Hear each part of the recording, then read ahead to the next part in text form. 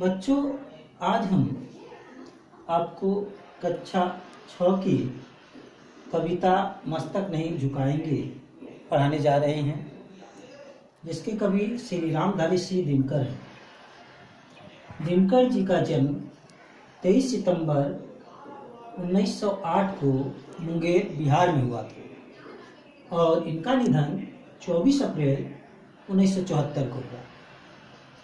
मस्तक नहीं झुकाएंगे कविता में कवि ने भारत के वीर सपूतों को संबोधित करते हुए लिखी है। आज की युवा पीढ़ी का गुणगान करते हुए कवि बताते हैं कि आज के नवयुवक में हमारे पूर्वजों के गुण हैं। जो पूर्वज बड़े वीर साहसी थे, उनमें तरह तरह के अच्छे गुण थे। वो ये गुण हमारे भारतीय वीरों में हैं। जैसे कि इस कविता में हम प्रभात की नई किरण हैं, हम दीन के आलोक नवल, हम नवीन भारत के सैनिक, धीर वीर गंभीर अचल, हम प्रहरी ऊंचे हिमाद्री के, सुरभि स्वर्ग की लेते हैं, हमें शांति दूत धरणी के, छां सभी को देते हैं, वीर प्रसू माँ की आंखों के, हम नवीन उजियारे हैं, गंगा यमुना हिंद महासागर के हम रखवाले हैं, हमें शिवा प्रताप की रोटियां भले घास को खाएंगे, मगर किसी जुल्मी के आगे मस्तक नहीं झुकाएंगे। इस कविता में कवि भारत के वीर सपूतों को संबोधित करते हुए कहते हैं कि हम प्रभात के नई किरण, हम उगने वाले, निकलने वाले दिन के किरण हैं, जो आगे चलकर भारत को प्रकाशित करेंगे, आगे बढ़ाएंगे।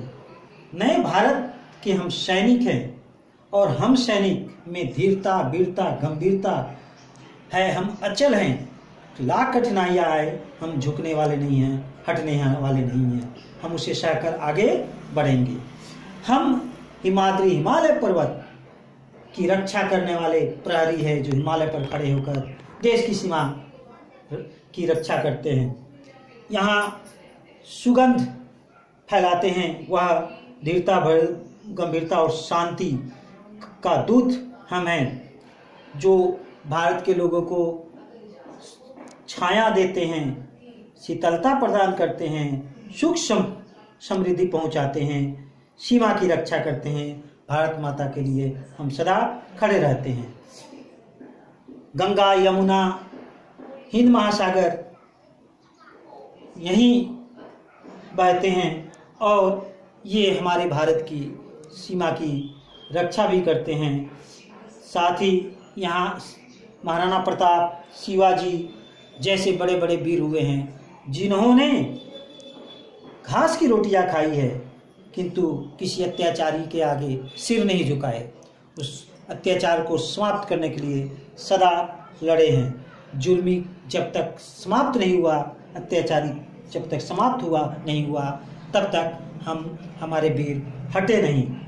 हम प्रतिज्ञा करते हैं, हमें प्रतिज्ञा करना चाहिए कि हम भारत को सुख शांति पहुंचाएंगे, भारत की सीमा की रक्षा करेंगे और हम अपने वीर सपूतों जैसे अपने पूर्वजों का मान सम्मान रखेंगे और भारत की सीमा की रक्षा करेंगे।